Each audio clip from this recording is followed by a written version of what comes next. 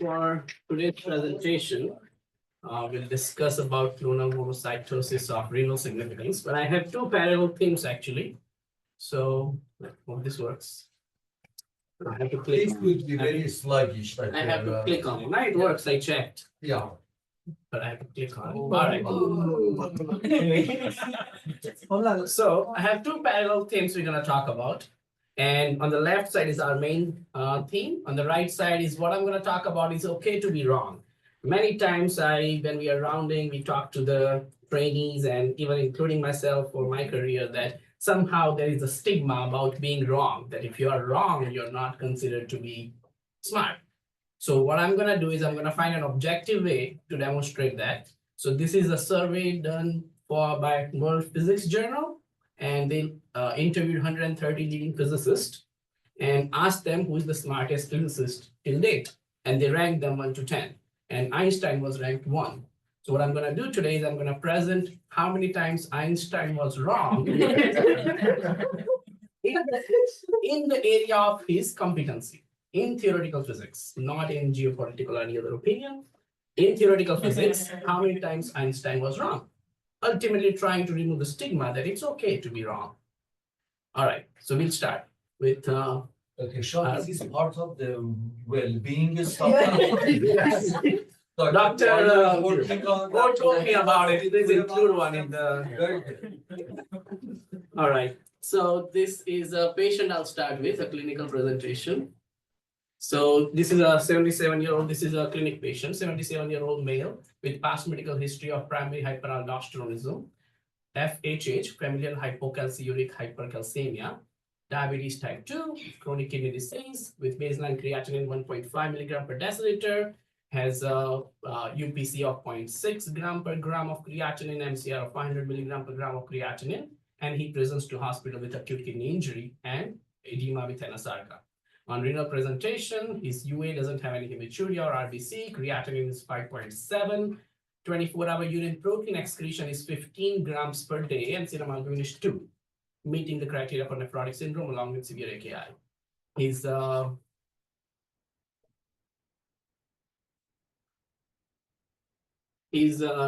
CBC, on the other hand, has 74,000 WBC count, with monocytes being 15,000, 20%. Normal monocyte count is around 300 to 700 cells. This is 15,000 cells. Hemoglobin of 7.5 and platelet count is 57,000. So naturally, first he goes for bone marrow biopsy because there was very concerning findings in the CBC. So bone marrow biopsy confirmed the diagnosis of CMML, chronic myelomonocytic leukemia, for this patient. But we still don't know what happens to the kidney, so definitely we go for kidney biopsy.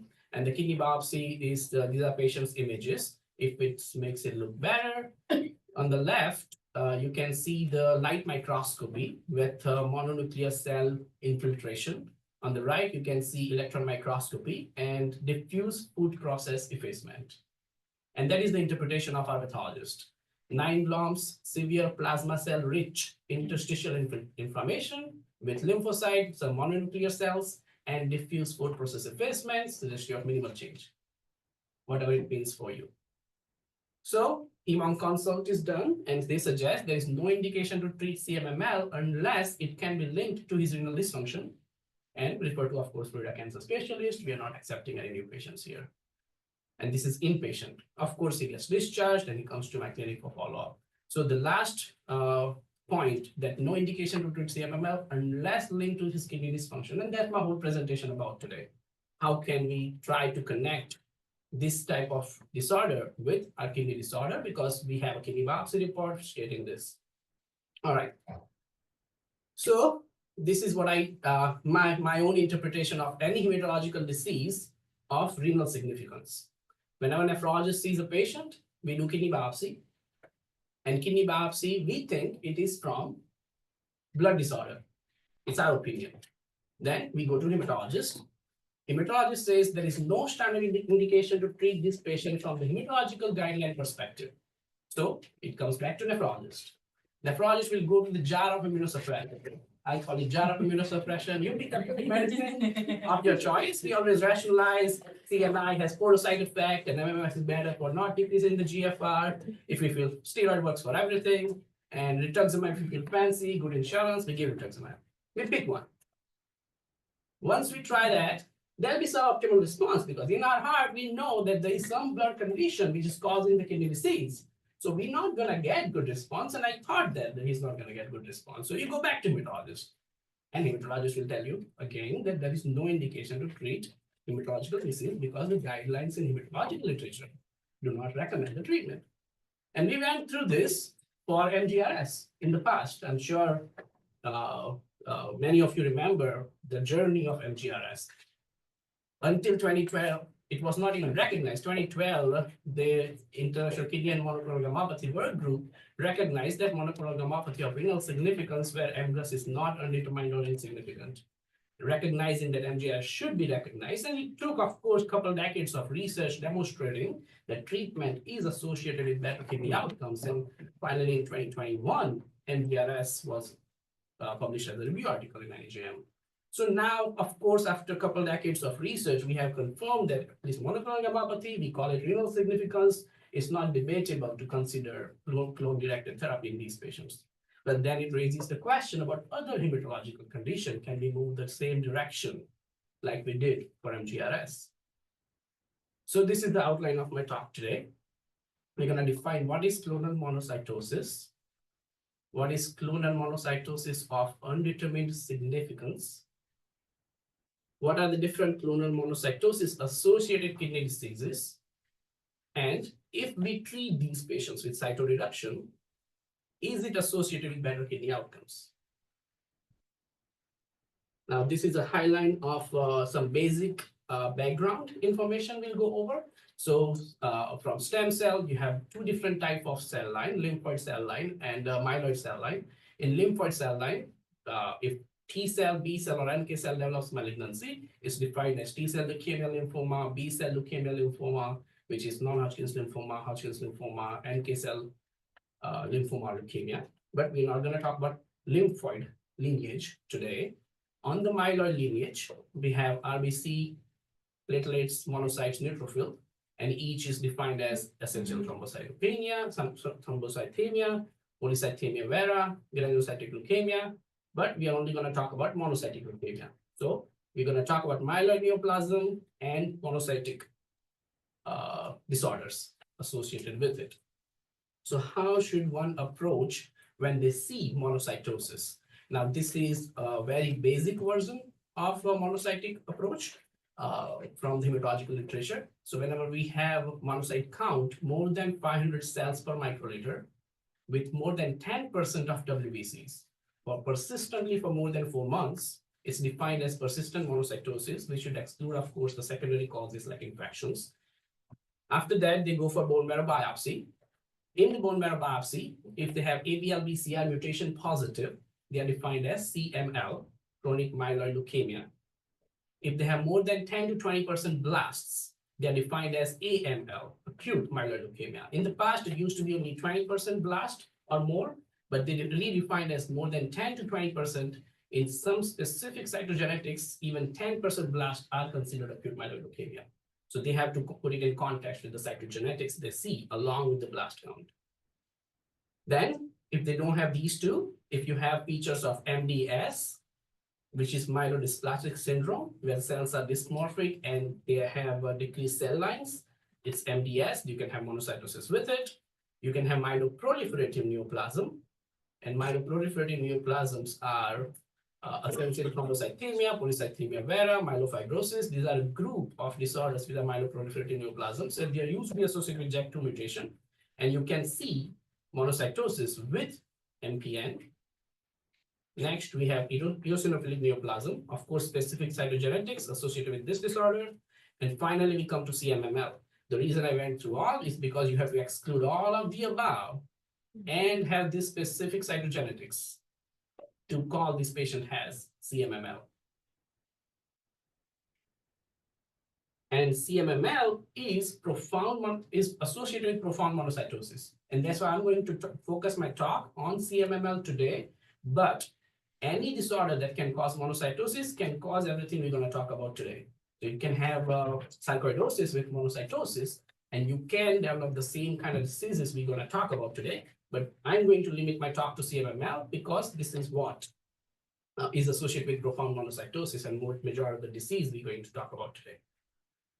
So in CMML, the basics about CMML before we proceed to kidney is what do we know about the treatment?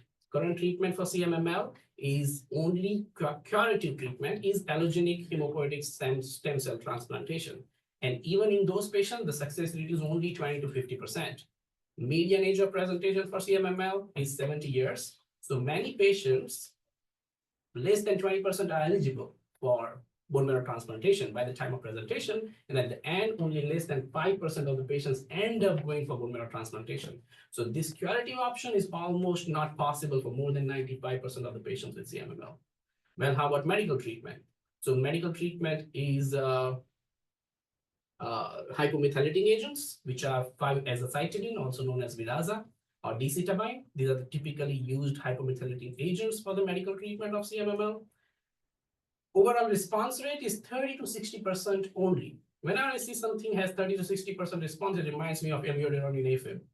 As good as it works is 50% of the time. So it's very hard to achieve complete remission. And even in complete remission, it's seen in less than 15% of the patient, it's not durable. So these patients are very difficult to control, even despite the best medical therapy available currently. And which is why these guidelines, these are 2018 guidelines in American Journal of Nephrology, they recommended permissive leukocytosis, that we should not treat patients with CMML unless they have progressive symptoms, increase in blast count, which is they're converting into acute leukemia, progressive organomegaly, or symptomatic cytopenia, especially transfusion dependency. If they are transfusion dependent, give them medical treatment, get them transfusion independent. And this kind of forms the basics of why hematologists would say we should not treat them unless there is a specific reason, because the guideline recommends, because of these reasons, that it is very difficult to treat them and we should allow them to permissive leukocytosis. So clonal monocytosis becomes very common in these situations because we have CMML patients which are being observed with permissive leukocytosis. And in recent 2022 guidelines defined clonal monocytosis of undetermined significance, which is relatively new for their literature, suggesting that there are certain patients with clonal monocytosis. They can have specific cytogenetic mutation associated with monocytosis, but they do not meet the criteria for CMML. And these patients should be defined as clonal monocytosis of undetermined significance. So now we have CMML patients with permissive leukocytosis and CMUS patients with monocytosis, meaning that majority of the patients with monocytosis are being observed. So the former entity does not have leukocytosis. Which one? The number one, the CMUS. They can have all relatively same picture as CMML, which can be myeloproliferative or myelodysplastic, meaning that they can have increased cell line or decreased cell line. It can present in all forms, but they just don't meet all the criteria with specific cytogenetics, number of mutations they need to define them as CMML. So this patient is presenting with WBC count of 74,000. So in the permissive leukocytosis, do they say like, you know, it can be up to 20,000 or it can be Like how far do you go? No, they go for symptoms. 74,000. We'll talk more on that as the sites progress, but that's right. And that will raise a lot of questions as we talk about kidney problems. All right, this is one of the most interesting slides, or for me at least, for this presentation. And this group of investigators, what they did is they took 12 patients with CMML and they took another 12 healthy age-matched controls. And they isolated their monocytes and they performed RNA sequencing and DNA methylation to identify the different cytokines. What they are trying to demonstrate is the CMML monocytes are significantly pro-inflammatory. You can pick your favorite cytokine. This is a volcano plot. And you can pick IL-10, IL-6, CXCL2, TNF. They're significantly increased in the patients with CMML compared to the age-matched control, suggesting that CMML monocytes are very pro-inflammatory. So these patients are now living with monocytes which are pro-inflammatory. So naturally, they will have end organ damage. And this is a nice study recently published in 2021, and they demonstrated in 395 patients with CMML, multiple organ dysfunction, but the organ dysfunction is associated with higher monocyte count. So if you have higher monocyte count, presence of AKI compared to the no presence of AKI and then monocyte count, meaning that higher the monocyte count, more likely to have end organ damage. In addition, from our perspective, these patients, almost 34%, 35% of patients develop AKI after the diagnosis of CMML, and almost 7.5% of the patients develop new chronic kidney disease after the diagnosis of CMML, suggesting that renal involvement is very common and involvement is associated with high monocyte count. How about the prognosis? Now, they divide these patients based on, as you asked, similarly, that WBC count. So you can have MPN form of CMML and MDS form of CMML. MPN is myeloproliferative form, where the WBC count is about 34,000. Their median survival is 19 months. Less than 34,000 count, 29 months. MDS, 42 months. Their survival is overall prognosis is very, very poor. Sorry, for the previous slide, when you mentioned the association of different pathologic settings with CMML, one CKD and let's say cardiovascular events, they're more easily understandable for AKI compared to this is a chronic disease. How would you think that it might be related? More than association, just because these patients have gotten AKI and they had CMML, they are related necessarily. No, we are not claiming that. I don't think I need to claim that CMML is causing all the 35% of the AKI. All they are trying to show is organ dysfunction is very common. Now, whether these patients, compared to the age-matched control, they are more likely to get the AKI. Now, is this happening because of the cytokines they are living with? Or is it happening because of the other condition I'm going to show you? Or is it just they are making it more likely to develop AKI? I'm not sure we can claim that from the retrospective study. Because this is, if you don't claim any form of association, it would be that a patient with CMML fell off and broke their leg also. Yeah. Can be on that Sure. line I think that comes with a retrospective study, though, right? So but there is some association suggested if you are putting it there. Yeah. So I think what they're trying to claim is you're more likely to fall if you have CMML than you don't have CMML. You can make it up, right? I mean, I'm not claiming you can prove a causal relationship by a retrospective study. All they are trying to show. We are at the level of loose association here. Yeah.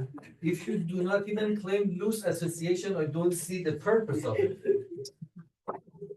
You see the point? I understand what you mean, but I think you know what I'm trying to say here. That's fine. We say that they are pro-inflammatory. Yes. That it may contribute to some of the Organism. pathologic settings. That's all they are trying to say. Again, not my paper. No, They are is just- there, they are just trying to but there is claim. no mention of any kind of infection, malignancy, or anything in this slide, right? No. Which is more associated with cytokines pro-inflammatory states, At long run. right? No, liver dysfunction, CV event, it's difficult to They are get a not connection matching with. them Right, for but other pro-inflammatory right, conditions, so if yeah, that's your question. exactly. Correct. Autoimmune conditions, Correct. infection, malignancies, Correct. it does not show in this. No. Right. I hope it's not published in any journal. So sorry. Dr. Leukemia reviews. Shah. Sorry, Dr. Shah. This is outside. They are trying to get the audio. Of course, they have. Oh, is that- Audio is on. Okay, sorry. Is it not moving green? It's Is that moving what the green. chat is saying? Can't hear. I'm not loud enough. No, it says you're talking, right? Yeah. Okay, moving on. So background in summary. Summarizing the background. Okay, I'll try to move a little faster. So CMML is profound monocytosis. Clonal monocytes are pro-inflammatory. Permissive leukocytosis is a common practice. Kidney involvement is common. Not sure it's caused by it or not, but it's common. And mortality is high in these patients. Now, this is the background of CMML. Before we jump into kidney, we need to learn about CMML, and that's what we were trying to do so far. All right. So we'll go back to physics about, as I promised, how many times Einstein was wrong. So this is a Bohr-Einstein debate. Now I'm trying to stay within the time limit, so I'll summarize it very quickly. So Niels Bohr and Einstein can be seen on the left figure, and his student published at that time in early 20s that quantum world is probabilistic, meaning that electrons and photons at the most basic level probabilistic. If there is electron is upspin or downspin, there is no upspin or downspin until you measure it. It's all just probabilistic. And Einstein was very bothered by this theory that the universe is not deterministic. It cannot be probabilistic. So he said it famously that God does not play dice with the universe. It's not just probability. So Einstein put a theoretical thought that if you have one photon which are entangled, which means that both photons have to have a neutral spin when you measure them. So if one is upspin, other has to be downspin. Now assume there is one photon is located on Earth, and assume the second one is on Moon. And if I measure the one on Moon, I know it's upspin, so by automatically I will know the one on Moon is downspin. Now information cannot travel faster than light, then how did I know the photon on Moon is downspin? So it has to be wrong, in other words. Now, so he claimed that this is wrong. You cannot have a probabilistic quantum world. Now, this physicist gave an equation, just measure the quantum probabilities, and if it is number one, it's Bohr is right, number two, Einstein is right. And at the end, 2022 Nobel Prize in Physics is given for proving Einstein was wrong. After years and years of experiments, meaning that the world is fundamentally probabilistic, not deterministic. All right, we'll move back to kidney. So these are all the clonal monocytosis associated kidney disorders. And I'm gonna try to go the important one that I feel like we should discuss today. I will not go in each and every one. So let's start with lysozyme-induced nephropathy, which is located in the proximal tubule. So monocytes produce lysozyme. Lysozymes recruit and monocyte protein inflammation, which is recruiting more monocytes, which releases more lysozyme. Well, what is lysozyme from monocytes? It's identified in 1966. This group of investigators initially described 10 consecutive patients with CMML, and they noticed their urine has a cationic protein. And that was characteristically same as lysozyme or pyrimidase, and suggested that monocytes release this lysozyme. It is found in this patient's urine. It is a small molecular weight protein. That's why it's excreted in the urine. It's initially diagnosed in, they initially found it in 1966. Again, this is a figure from that publication in 1966 that they isolated the urine cationic protein, which is 15 kilodalton lysozyme.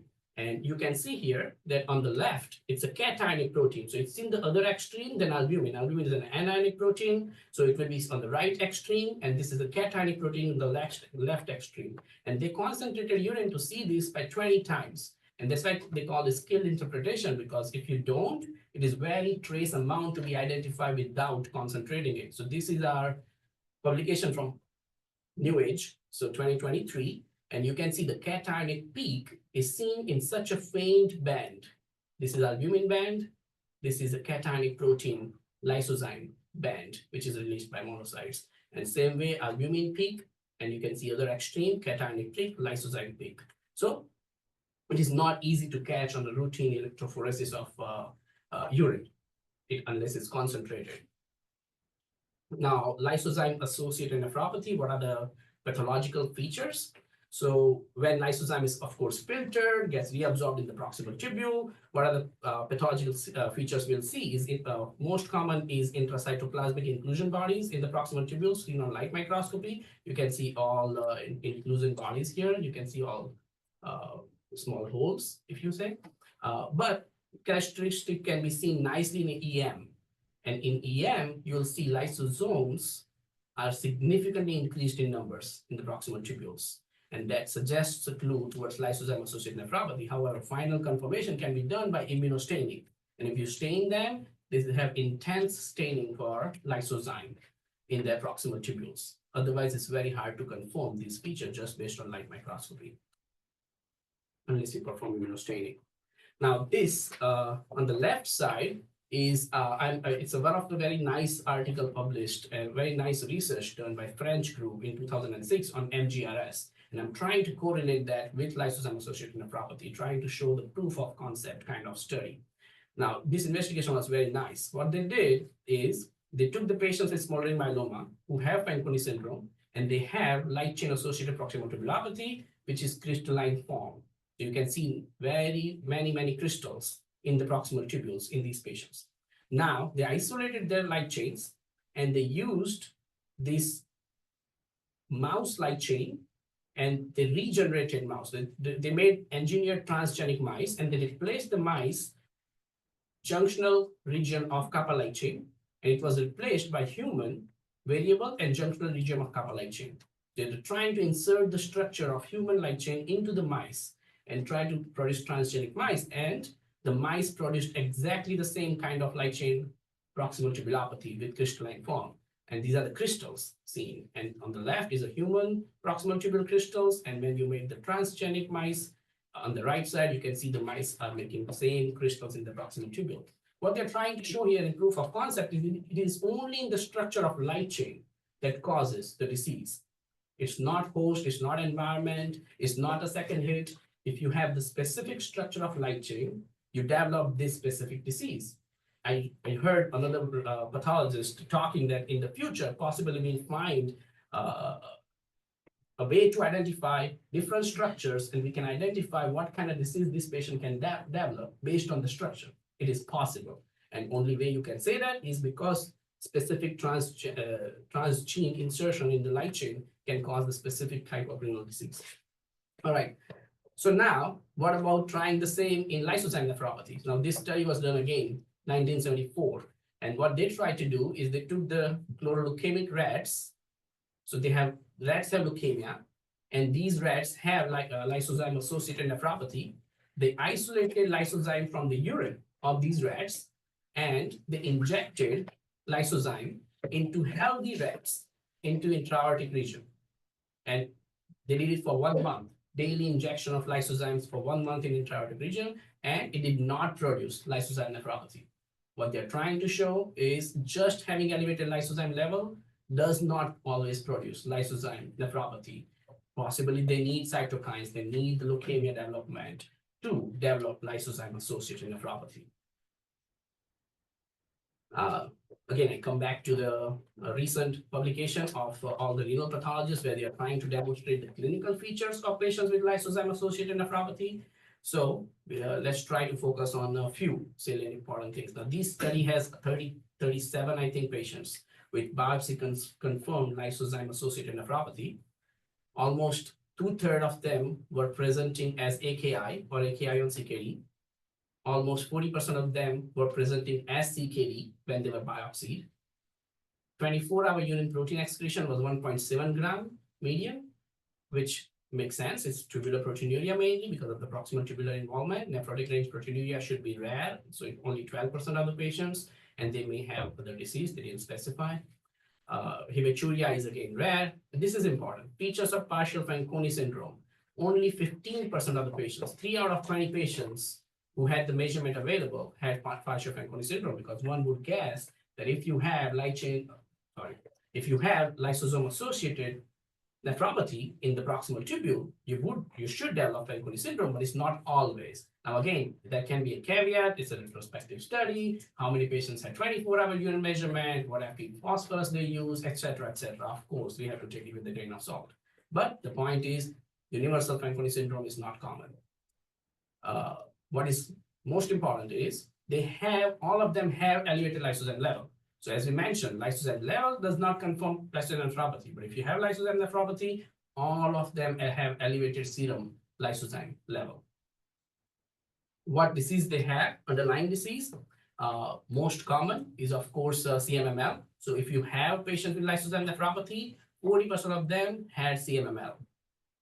But as I mentioned in my first slide earlier, it can happen in AML, MDS, myelofibrosis. Again, all these diseases can be associated with monocytosis. So you can see some patients have AML and some have MDS, and they can still develop lysozyme-associated nephropathy. Now, there are some patients who have non-malignant disease. So as I mentioned, even sarcoidosis, if it causes monocytosis, it can cause lysozyme-associated nephropathy. One patient had leprosy. They did have information on 4. All right, so should we treat these patients? If we treat them with cytoreduction, if you have confirmed biopsy-confirmed lysozyme nephropathy, if we treat them with cytoreduction, what happens to them? There are only 2 published series. One was Mayo Clinic study where they had 4 patients with lysozyme nephropathy. One of them came off dialysis, and 4 of them have improvement in serum creatinine with median decline in creatinine by 0.3 to 1.5 milligram per deciliter. Now, whatever this means, I'm not sure what this means. Is it coming down from 5 to 4? Is it coming down from 1.5 to 1? They did not describe anything. This was a later 2 editor. So very limited information on this one. But this is a multi-center study of 29 patients with median follow-up of 8 months. So relatively more information. 1 patient came off dialysis. These are all the patients treated with cytoreduction. 1 patient came off dialysis. 6 patients have more than 15 ml improvement in GFR. 8 had less than 15 ml improvement in GFR. 1 had stable GFR. 5 had worsening GFR, and 8 patients deceased. Now, beauty is in the eye of the beholder. Now, you look at this data, whether you would like to claim that every patient with lysozyme nephropathy should be treated with cytoreduction, or they should not be treated with cytoreduction. This is the original data that it comes from. It is, in my opinion, it should be very subjective based on case, that patients should be selected based on degree of chronicity, based on their mortality risk, based on their presentation on CMML. It's possible to improve the kidney function.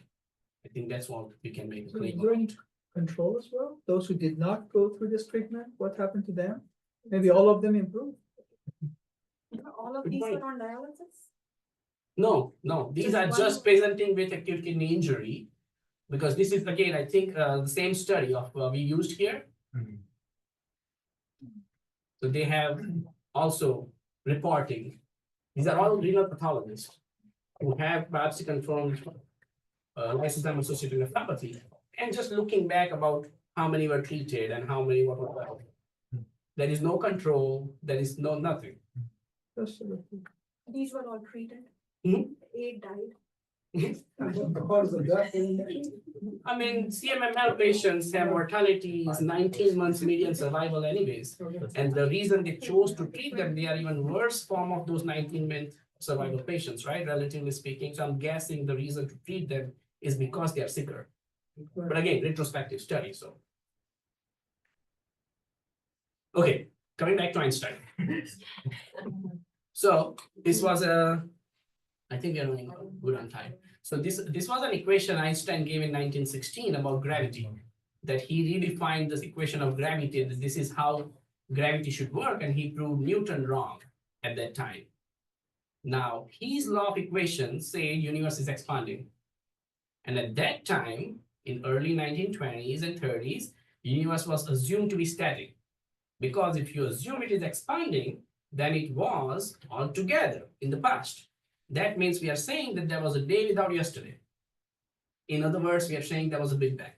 And that was not believable at that time. So Einstein had to correct himself. So he added cosmological constant, just added it, saying that this is additional energy that will keep everything in constant phase. So that's why universe is static. Then Edwin Hubble confirmed with his telescope that universe is actually expanding. The distant galaxies are moving faster than the closer galaxies. And then Einstein later in his life admitted that this was my biggest blunder of my life. I just added a cosmological constant, which had no reason for it. So I took it out. Yeah. He didn't take it out. People took it out because it was not needed. Necessary. All right, moving on. So next point is renal infiltration of myelomonocytic cells. Now, again, I go back to studies from 60s and 70s, and then I come back to studies from last 5 years. The reason I go back to old studies, because I think they are very good proof of concept studies. So here, what they are trying to show in an autopsy study of 1,200 acute and chronic leukemia patients, and they divided them by decades. And this was an autopsy study. So they demonstrated what organ had infiltration of leukemia. And if you compare renal involvement in leukemias. Now, CGL means chronic myeloid leukemia. In the past, they used to call it granulocytic leukemia, and CLS. So you can see renal involvement is the most common organ being involved with leukemia. So if these patients are, okay, we did not have treatment we have now. So you can see that these patients progressed with leukemia. And when they die, they almost 40% over the decades had renal involvement with leukemia. But comparatively, CLL, almost 80 to 60 to 80% of the patients have renal involvement. So CLL more frequently involves than CML, but in leukemia, it is very common to involve kidneys where leukemia will seed into the kidney. Now, if you have, this is our patient's figure, and you see the you see the infiltrates. Now, all it says is mononuclear cell infiltrate. Now, you can identify if these are monocytes or what kind of cell it is by just morphological evidence. And depending on the phase of monocyte, you can have monoblast, promonocyte, monocyte, depending on the size of nucleus, cytoplasm. A skilled pathologist can interpret about what kind of cells they are.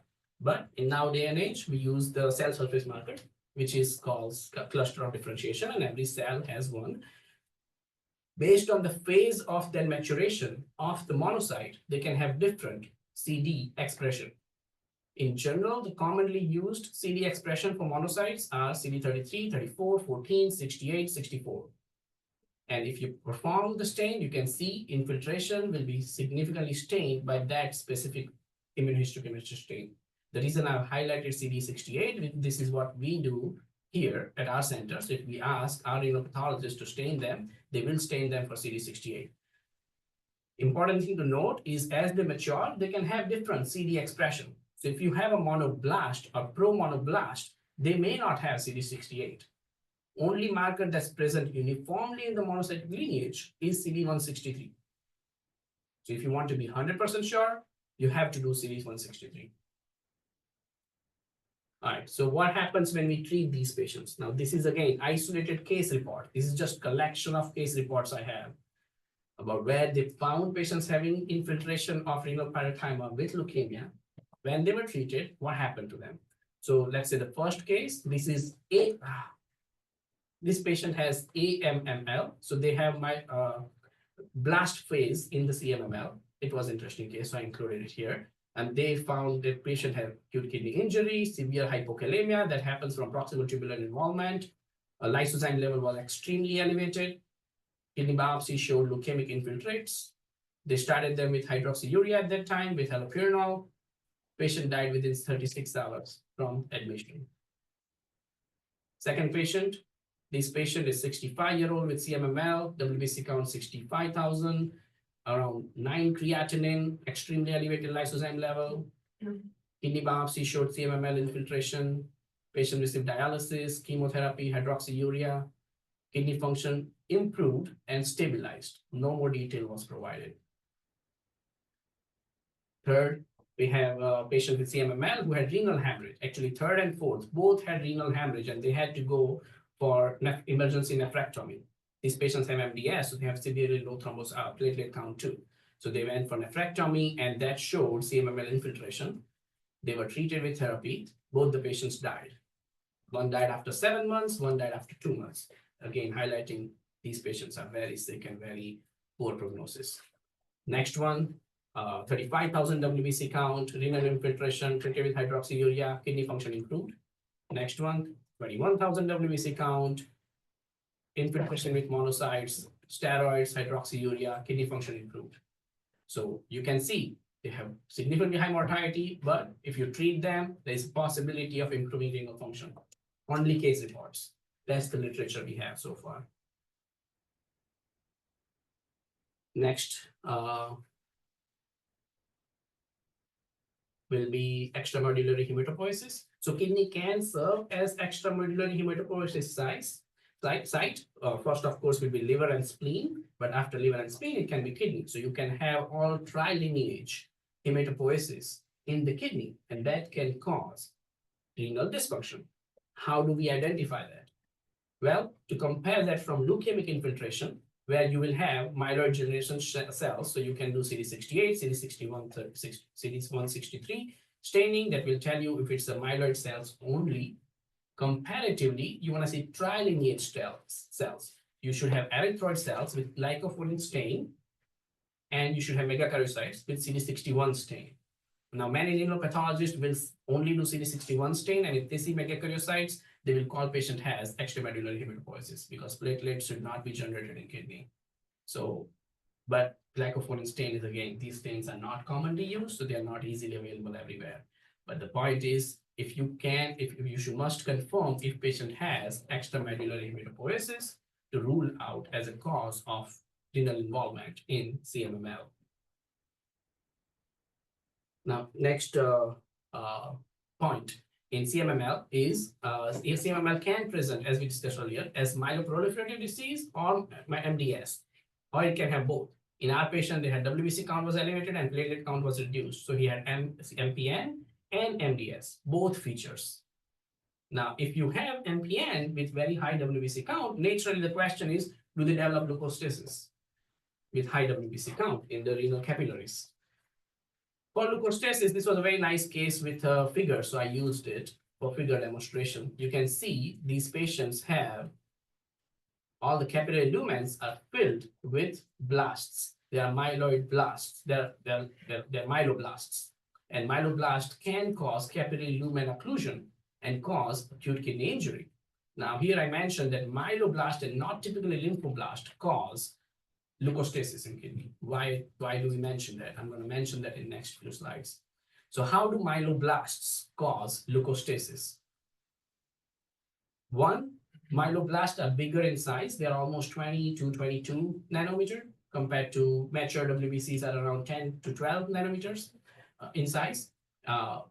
Second, they are less malleable, so they have less deformability. And third is they have adjacent molecules. So they express the adjacent molecules which can bind to endothelium by E-selectin ICAM-BCAM. So it can bind to the endothelium and can adhere themselves to the endothelium and cause cytostasis. So that's why myeloblasts, especially blasts, cause leukostasis. Most common organ to be involved in leukostasis and cytostasis is lung and brain. So in lung, patients will develop hypoxemia, and in brain, patients will develop dizziness, confusion, and headache. They are the first signs of cytostasis. And this is again, I go back to the old articles about autopsy articles. So 206 leukemic patients were autopsied in this one, and they were looking for leukostasis in the capillaries from the autopsy finding. And you can see here, in all the patients, only myeloid leukemia patients, AML, CML, have out of 82, 33 has LTA, which is leukemic thrombi or aggregates, found in their autopsy finding. None of the ALL patients from 39, even if they have blasts, ALL is defined by blasts. Even if they have blasts, they do not develop leukostasis. There is no clear explanation that I can find why myeloid blasts are more adhering to the endothelium, but based on the autopsy study, this is the original finding where everyone says that myeloid blasts are more likely to cause leukostasis than lymphoid blasts. And you can see again, come back to our organ involvement, kidney involvement is very rare compared to lung or brain involvement. Now, we had a patient here that one of the fellow previously wrote. Here we had a patient with very high blast count of 156,000 and was polyuric. We performed leukophoresis and followed by improvement in urine output. Does it mean it was just coincidental? Of course, it's a case report, so it can be coincidental. So we should look at more data, right? So this is a multi-center retrospective study.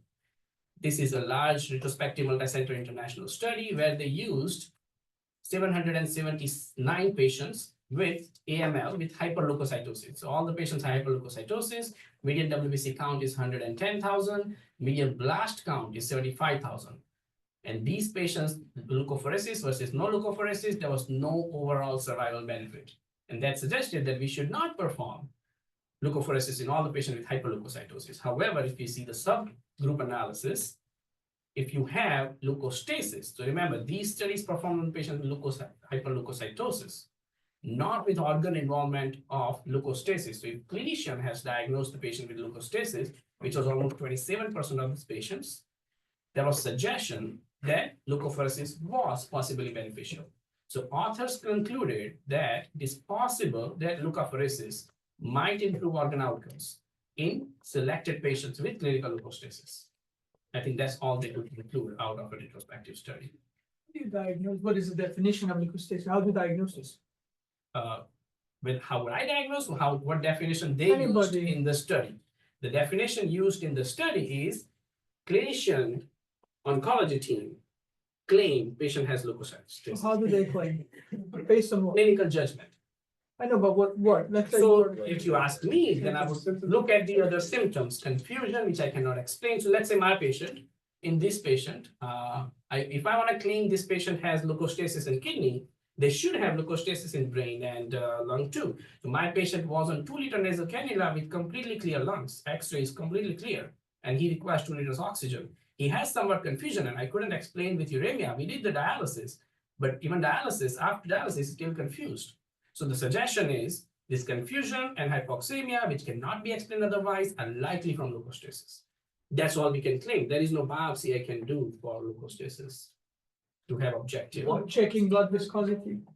I mean, no, you can do biopsy in kidney for lung and brain. It's a clinical diagnosis. Well, I mean, because that when clinical diagnosis, you mean that it is not proven, right? Correct. As you said, Clinical or suspicion. other manifestation of other organs. Correct. It just not confirms it, but Correct. supports it. Majority of these patients have thrombocytopenia. We saw a couple of cases of renal hemorrhage. So most people are afraid to do biopsy. Sure. I think leukapheresis might be safer than doing the biopsy. But again, it's a clinical Also, judgment. I'm not around claiming you 30%. should or should not. I didn't even know it's 30%, you're saying 27% of them will have it. Leukostasis. Yes. I'm talking about kidney involvement is But exponentially leukostasis, rare. kidney is common. No, brain and lung are common. So in brain and lung are out of 29, Okay. 29 patients, 20 had lung involvement, 16, 2 had brain involvement, kidney. Only 3 patients and 2 had kidney involvement. Is there any gold standard lab test, for example, checking blood viscosity? Viscosity, yeah, so that's a separate question because hyperviscosity syndrome is a different thing than cytostasis.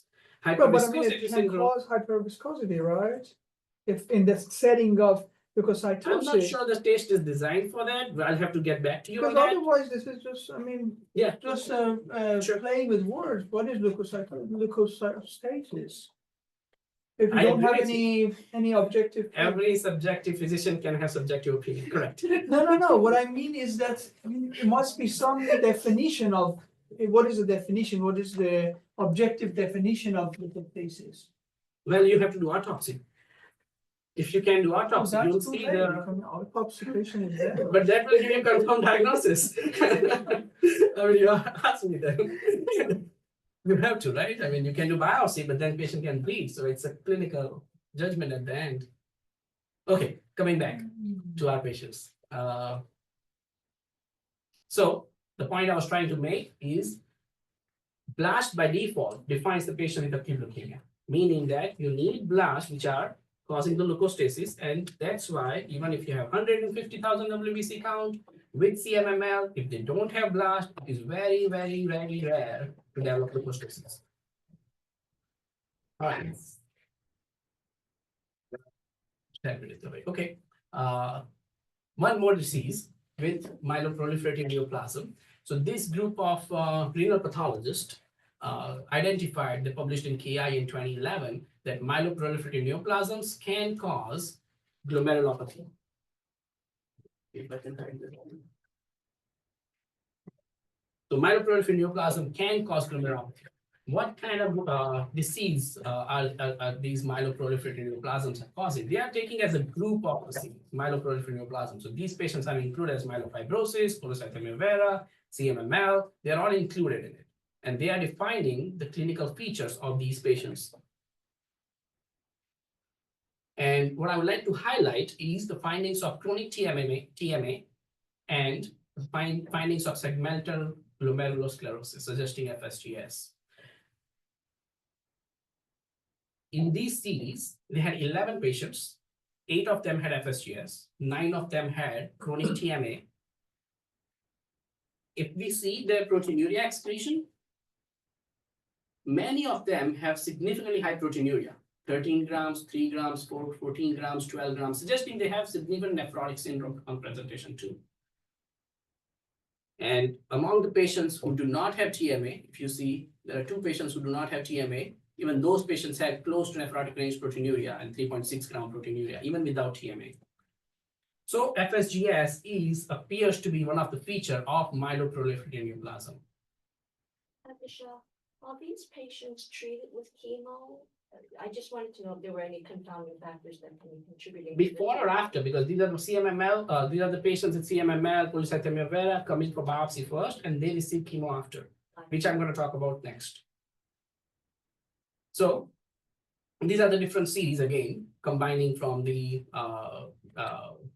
renal pathology series. There are different clinical reports on it, and what are the type of glomerular disease seen among the patient with myeloproliferative neoplasm. So this case report again, this N of 1, N of 14, some are series, some are case reports.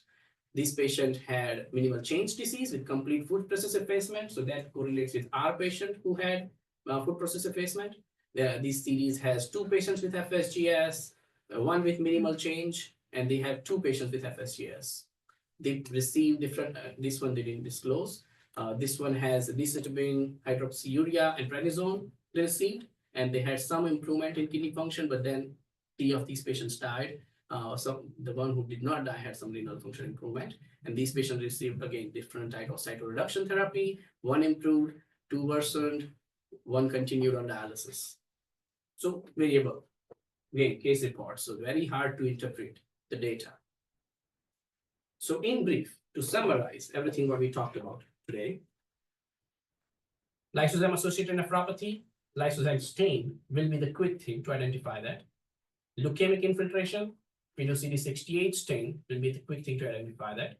Extramedullary hematopoiesis, CD61 stain will be the easy to identify that.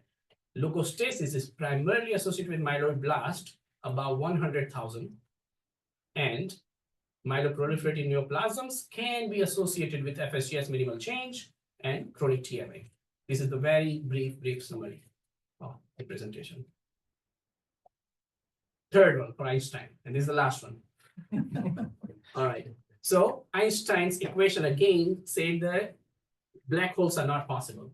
And he wrote an article in 1939 in Annals of Mathematics that Schwarzschild singularities he's mentioning, that's the name of black hole that we recognize now as black hole.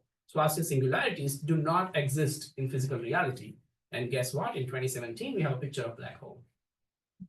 And he did not believe until he died that black holes are even theoretically possible.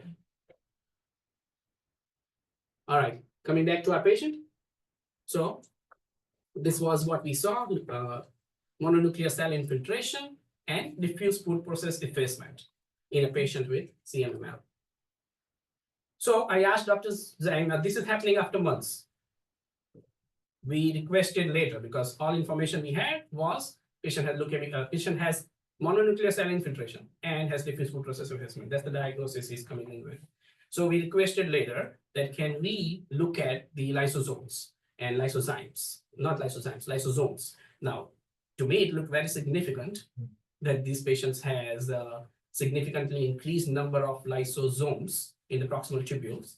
I checked the serum lysozyme level, normal is up to 2 to 10, it's elevated. So lysozyme level is elevated, the lysosomes are elevated. I asked for lysozyme stain. Initially, I was going to hear no, but he said, fortunately, we have the stain available by chance. So we performed the lysozyme stain in our patient, not positive. It was very trace amount. So that we are not convinced this patient has lysozyme associated nephropathy. We performed CD68 stain. Again, not strongly positive, only trace amount. So we did not see leukemic infiltration in this patient. So lysozyme stain is negative, CD68 stain is negative. So what did we do for this patient? Of course, we do steroids first, right? So when patient came in to our clinic, we started him on steroids as an outpatient. Now with steroid, creatinine came down very nicely. You can see within 1 month, creatinine is down to close to baseline. However, when I start him on steroid, what happened to WBC? It was 75,000 WBC when I started him. He was 100 and I can't put it in. 140. It was 140,000 WBC when we started him on steroids, of course, right? So then I have to collaborate with a Florida cancer specialist. It's not a Florida patient, UF patient. So he gets started on Vidasa. It is azacitidine, and proteinuria is what I'm interested now, because this patient is dependent on high dose of 3 mg BID Bumax, has significant nephrotic syndrome, has 6 gram proteinuria even after starting Vidasa for 2 months. So now we are 2 months out, still nephrotic syndrome, which is persistent, and we try to withdraw steroids, creatinine goes up. So we cannot withdraw steroids, and he continues to have nephrotic and proteinuria. Of course, the number is relatively changing, but the GFR is different at different time too. Clinically, he's not better. So I give rituximab, again, as we feel fancy. We feel rituximab. So I gave rituximab at that time, and proteinuria now is devoid of nephrotic syndrome. His creatinine is, last creatinine is 2.3, 24-hour urine protein is 2.9 grams, serum albumin increased to 4.3. He does not need any diuretics and he has no swelling. So his nephrotic syndrome only improved after we gave rituximab. Creatinine improved after we gave steroids. And I'm not sure what happened with CMML because his WBC count is still going up. Monocyte count is still going up while he's still on Vidasa. His lysozyme level is actually went up on treatment. So there was no correlation, even with the treatment. So my hypothesis is maybe it's the cytokines which is causing FSGS on minimal change like disease. Maybe that's the reason because we are treating lymphocytic lineage, and this patient has myeloid lineage leukemia. You're giving myeloid lineage leukemia a lymphocyte-directed therapy with rituximab, which is not traditionally done. There is no case report they have used FSGS or minimal change rituximab. If it is lymphocytic leukemia, threshold is very low because it's lymphocytic lineage. So coming back to our patient, coming back to the talk. In 2012, they defined as MGUS with kidney disease should be called MGRS. Now, because the CMUS was defined in 2022 with clonal monocytosis of undetermined significance, this group of investigators published in KI in 2024, recently in September, that if you have monocytosis with specific kidney disease, we should call it clonal monocytosis of renal disease. But I wanted to highlight the data we have in MGRS is quite different from data we have in CMRS. So maybe it needs a decade or two of work still to clearly every point you guys mentioned about lack of data, lack of definition, lack of clear information on retrospective studies is what's needed to be defined, I think, next 10 or 20 years. And possibly we need to have better therapy because we don't have any monocytic therapy. Like we have plasma cell clone directed therapy, we don't have anti-monocytic cell directed therapy. If you have monoclonal antibody that can target the monocyte, might be much different outcomes. But this is very difficult to interpret right now. That's it.